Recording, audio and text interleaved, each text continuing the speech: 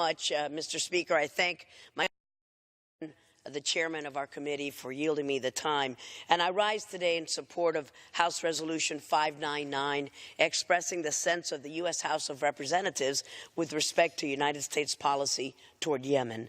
I want to thank my other colleague from California, Mr. Khanna, and Mr. McGovern from Massachusetts for offering this important resolution before us.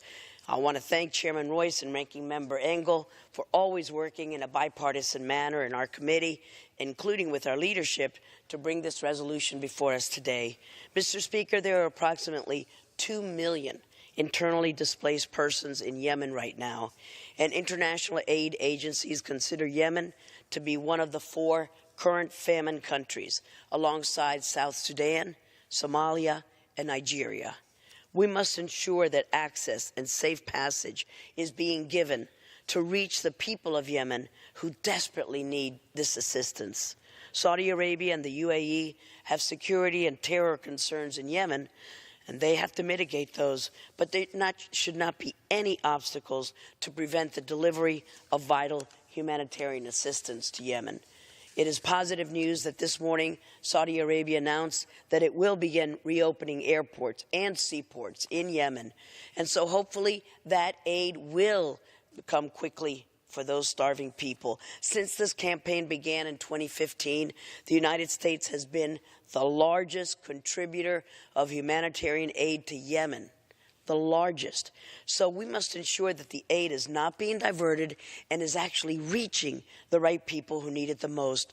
A political solution is needed in Yemen where all parties can sit down and negotiate a path forward, but that becomes increasingly more difficult when we have to deal with the negative influence of Iran and the Houthis. Here are some examples. In 2017, General Soleimani, commander of the Islamic Revolutionary Guard Corps, the Quds Force, reportedly pledged to increase Iran's assistance to Houthi Saleh forces. According to press reports, 2 incidents occurred in October 2016 off the coast of Yemen, where missiles were fired targeting our Navy destroyers. After Houthi forces targeted U.S. warships near Yemen, the Vice Admiral who heads U.S. Naval Forces Central Command said, quote, "We believe that Iran is connected to this," end quote. Since April 2015, U.S. warships have intercepted at least 5 Iranian shipments of weapons to Houthi forces. And just last week, the U.S. Forces Central Commander said that a missile fired by the Houthis at Riyadh was manufactured by Iran. So in Yemen, we cannot forget that we need to undermine Iran's influence over the Houthis.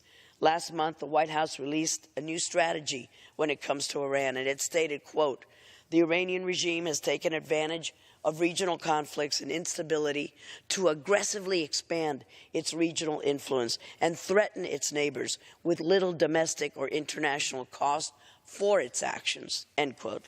I believe that targeted sanctions are needed against Iran for providing weapons to the Houthis, weapons that are being used to directly target U.S. soldiers in the region.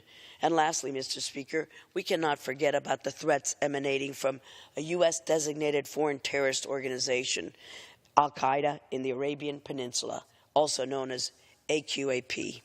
The United States must continue to operate and conduct operations in Yemen to counter the threats from AQAP. But we cannot do it alone. A few months ago, the U.S. teamed up with local Yemeni forces to target AQAP militants. This is another positive sign in the region where we can partner with our Gulf partners to fight extremist elements jointly. These operations are essential to protecting our national security interests and to help bring regional stability in the region. So while a lot of the focus is traditionally put on Hezbollah and Hamas in the region, we cannot forget about the dangerous, malign, and illicit activities that Iran is undertaking through its proxy in Yemen, the Houthis. Thank you, Mr. Speaker, and I yield back the balance of our time. Thank you to our chairman.